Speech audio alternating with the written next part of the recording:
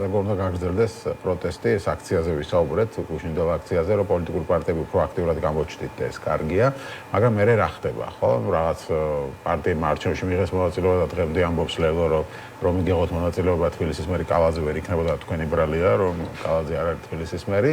და ნუ ერე კითხულობენ რომ რა გავაკეთოთ ახლა ადამიანთა არჩევნები რო დანიშნოს მაშინ იქაც არ მივიღოთ თუ არჩევნებს აზრი არ აქვს რას ვაკეთებთ და თქვენ რას გვთავაზობთ ამ პროტესტით ასე ვთქვათ განსხვავებით მოგესალმებით პირველ რიგში ძალიან მნიშვნელოვანია ჯერ გაეცეს კითხვაზე პასუხი აი ლელო რასაც უთითებს რომ თურმე რომ იგვეყო მონაწილეობა არჩევნებში დღეს კალაძე მერი არ იქნებოდა კალაძე მერი აუცილებლად იქნებოდა კი ბატონო თუმცა კალაძე მერი აუცილებლად იქნებოდა იმიტომ რომ ჩვენ აღარ გვაქვს არჩევნები და ამ ადგილობრივი თვითმმართველობის ეგრეთ წოდებულ არჩევნებზე ჩვენ არ გვქონდა არჩევნები და ამას თავისი მიზეზები აქვს ხო ეს არის ის რომ გაუარესებული საარჩევნო გარემო დამკვირვებლების არარსებობა, ფარულობის დარღვევა და პლუს კიდე ციფრებით манипуლირება ამ ტექნოლოგიური შესაძლებლობების ფარგლებში. ისინი ციფრებს უბრალოდ წერენ, არ აქვს მნიშვნელობა ვინ მივა, ვინ არ მოვა და ანუ ვის მისცემს ხმას. ამიტომ არანაირი მნიშვნელობა არ ქონდა ამ სპეცოპერაციაში მონაწილეობის მიღებას, მაშინ როდესაც ამის საპირისპიროდ თუ კი სრულფასოვნად, ანუ სულ ყველა პარტიის იმ 4, რომელმაც გადავლახეთ ეგრეთ წოდებული ბარიერი, ბოიკოტის ფარგლებში ვიქნებოდით და უარს ვეტყოდით ამ არჩევნებს, ამას ექნებოდა გაცილებით უფრო მეტი შედეგი და ჩვენ ვხედავთ ხომ რომ 4 ოქტომბრამდე იყო 3 გზა, ერთი იყო ეს ასე ვთქვათ, ეგრეთ წოდებული მშვიდობიანი რევოლუციის გზა, მეორე არჩევნები და მესამე ბოიკოტი. ამ სამიდან ერთადერთმა გზამ იმუშავა, ბოიკოტმა იმუშავა ზუსტად და ქართველი ხალხის ნებაც აქ გამოჩნდა, ხო, როდესაც ადამიანები იმის ნაცვლად რომ მისულიყვნენ საარჩევნო ყუთებთან, მოვიდნენ და დადგნენ რუსთაველის გამზირზე. აქ გამოსავალი არის ნამდვილად აი ამაში, რომ გავაგრძელოთ ჩვენი პროტესტი და ხალხმა გააგრძელოს თავის პროტესტი. ნახეთ, რეჟიმი დგას თავის ღერძებზე, ხო, აუცილებლად თავისი საფუძვლები აქვს, ასე ვთქვათ, რომელსაც სჭირდება რყევა და როდესაც შენ ებრძვი რუსულ ძალას, აქ რა თქმა უნდა, ერთ დღეში, ორ თვეში და 5 თვეში ვერ მოხდება ამ რუსული ძალის დამარცხება, მაგრამ ჩვენ ვიცით რა ღერძებზეც დგას, ხო? ეს არის პროპაგანდა, ეს არის ფული და ეს არის შინაგან საქმეთა სამინისტრო, ანუ ძალოვნები, ხო? ძალოვნებთან მიმართებით ჩვენ იმასაც ვხედავთ ბოლო დღეებში რა ხდება მე პირადად სასამართლოდან ვეღარ გამოვედი იმდენი ადამიანი მოყავდა კონვეირული სისტემით რაღაცა გვარებს გამოიძახებენ ახლა ამისი ჯერია არც არანაირი დაცვის უფლება შინაარსზე ხო ლაპარაკი ზედმეტია აი წარმოუდგენელი ამბები ხდება სასამართლოში იღებენ ახალ და ახალ კანონებს არალეგიტიმურ პარლამენტში რომ გააუარესონ ასე ვთქვათ რეპრესიები უფრო გააძლიერონ მაგრამ საპირწონეთ რას ვხედავთ ადამიანებს არ ეშინიათ ამ რეპრესიებს ადამიანები მაინც კეტავდნენ რუსთაველის გამზირს, კეტავენ, შეიძლება დღესაც და გუშინ კიდევ ნახეთ ამხელა რეპრესიების სისხლისამართლებრივი წესით დაჭერების, ადმინისტრაციული წესით დაჭერების პარალელურად ამდენი 1000 ადამიანი ისევ ქუჩაში იდგა, ანუ ვერ ერევიან პროტესტს. ამით ჩვენ ნახეთ ერთ-ერთი ღერძი ვახსენე შინაგან საქმეთა სამინისტრო. სწორედ მათ ისინი უნდა დავამარცხოთ, ოღონდ ძალით და ძალისმიერი მეთოდებით კი არა, მორალურად უნდა გამოვფიტოთ და მე მართლაც აი რასაც ვუყურებ სასამართლოებში დაკავებების დროს ადამიანს, ანუ პატრულს და კრინპოლს უბრალოდ ნამუს ხდიან, როდესაც იმას პირბადეს ალუქინებენ. იმათ აღარანაირი мотиваცია არა, მორალურად ანადგურებენ, თვითონვე ანადგურებენ. თვითონაც იზოლატორებში, მე ახლა ამ ხნის განმავლობაში ხო თბილისში აღარ ყოფნით იზოლატორები და რეგიონებში არის მიმოფანტული ეს ხალხი თავისუფლებისთვის მებრძოლი ადამიანები.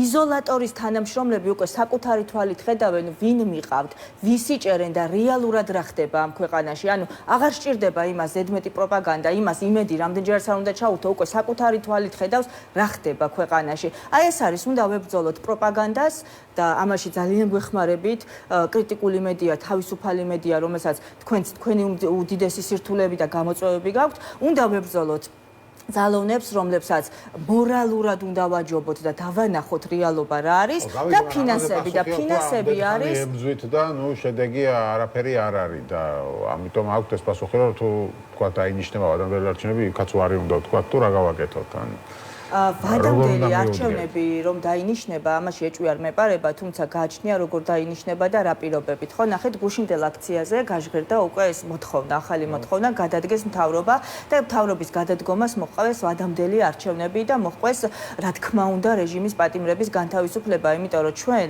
მე ავღრიცხავ კიდევაც ამ მონაცემებს და 100-ზე მეტი სისხლის სამართლებრივი წესით დაკავებული ტყვე გვყავს, მე ტყვეებს ვეძახი მათ და გვყავს 100-ზე მეტი, 102 გახდა უკვე დღეს ადმინისტრაციული წესით დაკავებული ადამიანი. ნუ ნაწილი მათგანი უკვე ტოვებს იზოლატორებს ყოველდღიურად, მაგრამ 100-ზე მეტი ადამიანი დააკავეს, პროტესტს რამე დააკლეს, ვინმე შეაშინეს, რაიმე შეცვალეს, არაფერი, ხო, გარდა იმისა, რომ უფრო მეტად აბრაზებენ ხალხს და უფრო მეტად შიგნითვე რგუნავენ ერთმანეთს, იმიტომ რომ ბევრი ხედავს უკვე ამ რეალობას მარნეულში და ზესტაფონში, რომ ვერასოდეს ვერ გაიგებდა იზოლატორის თანამშრომელი ან შინაგან საქმეთა სამინისტროს თანამშრომელი, რომ რაღაცა სხვასთან გვაქვს საქმე, თვითონ დაანახეს, როდესაც მწერალი, კომპოზიტორი და რა ვიცი, საუკეთესო საზოგადოება ჩაუყვანეს, სტუდენტები, გულანთებული სტუდენტები, როგორ შეიძლება ეხლა 19-20 წლის გოგო ბიჭები ციხეებში იჯდნენ და ამ დროს გარეთ კრიმინალი ყვავის, ხომ? და რეალურად კრიმინალს არ ებრძვიან, იმიტომ რომ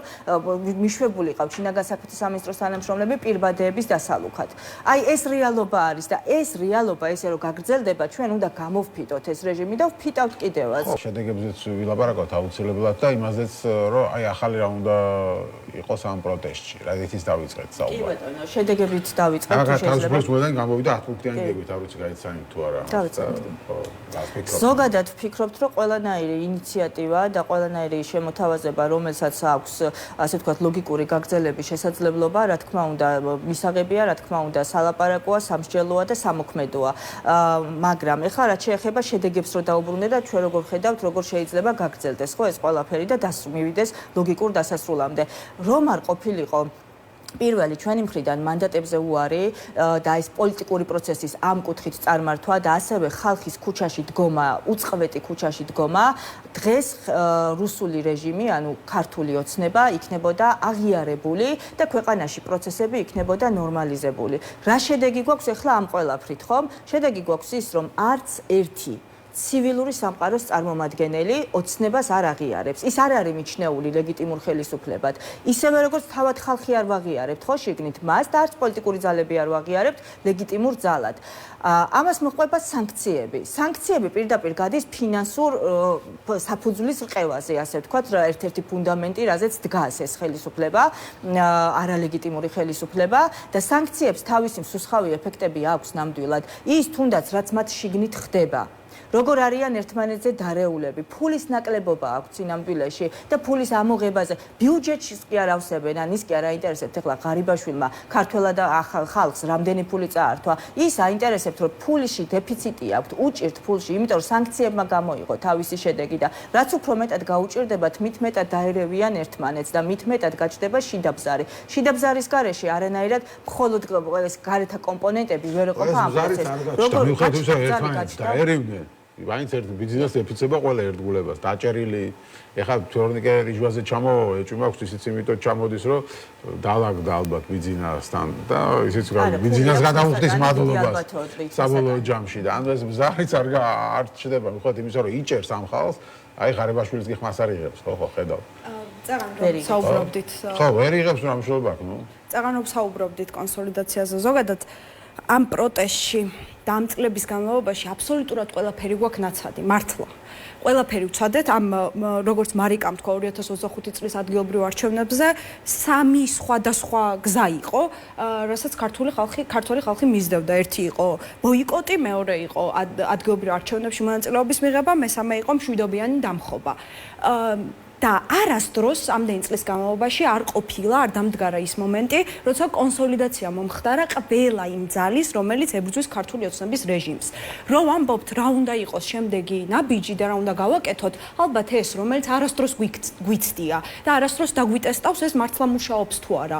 ამიტომ ეს კონსოლიდაცია ყველა ძალის ერთობა. აუ ეს არ გამოდის ხო ნახეთ ეხლა ამაზე სულ ლაპარაკი არის და არ გამოდის კონსოლიდაცია როგორ გამოვა ერთი გავარდა აგერ პარლამენტში შევიდა მეორე ადგილობრივ არჩევნებში მონაწილეობდა და ხაზი გაესვას რომ ერთი ქალბატონია და ქალი რო არის ეს განსაკუთრებით მნიშვნელოვანი რომელიც რომელმაც უარი თქვა დიახ მანდატზე და რომელიც წამოვიდა პარტიიდან და ეს არის ძალიან მნიშვნელოვანი ნაბიჯი და გაბედული ნაბიჯი ეხლა რაც შეეხება ერთობა როგორ უნდა მოხდეს ანუ ის ორი პარტია გამოითიშა ასე გამოდის ხო ეხლა ლელო არ ვიცი სად არის ჯერ რა იმაზეა მაგრამ ფაქტია რომ ადგილობრივი არჩევნები აღიარა ლელომ და შევიდა შედის საკრებულოში და წარმოგიდგენია თანამშრომლობა იმ პარტიასთან რომელიც ამბობს რომ ადგილობრივი არჩევნების აღიარებს და შევდივარ პარლამენტში ჩვენ წარმოგიდგენია თანამშრომლობა ყველა იმ პარტიასთან რომელიც ერთგულია ამ ბრძოლის სამოქალაქო აქტივისტებთან სამოქალაქო სექტორთან და იმ ჯგუფებთან რომლებიც ვიბრძვით ბოლომდე აღიარებს პარლამენტს ლელო საკრებულოს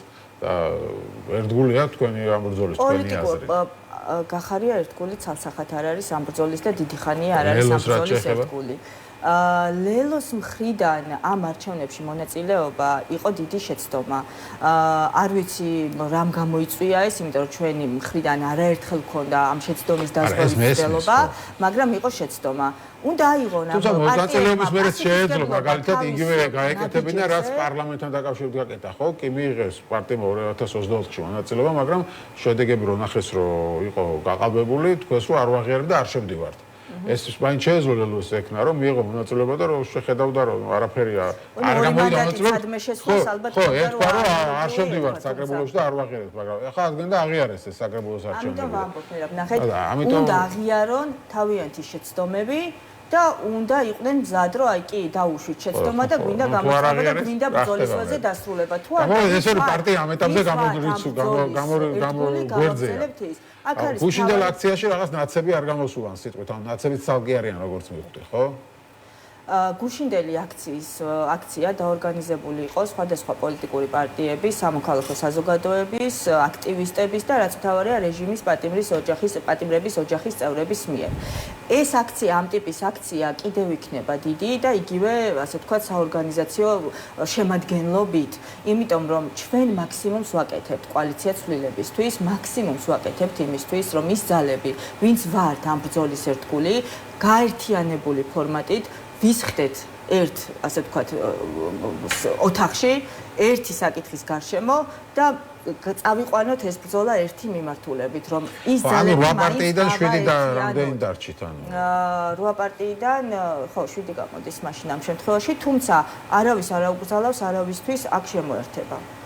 უნდა იყო უბრალოდ იმ ღირებულებების ერთგული, რომელსაც დღეს ითხოვს ქართველი ხალხი და აუცილებლად ესე გავყვებით. აუცილებლად მივალთ. რაც არ უნდა ქვისროლა ან ტალახისროლა მოხდეს გვერდიდან, ამ გზას ჩვენ არ გადავუხვევთ და აუცილებლად მივალთ გამარჯვებამდე. კი, ძნელი გზა არის, რთული გზა არის, მაგრამ საპასუხისმგებლო გზაც არის და ამ გზით ჩვენ მივალთ გამარჯვებამდე, მაგრამ ამისთვის გვჭირდება მოთმინება.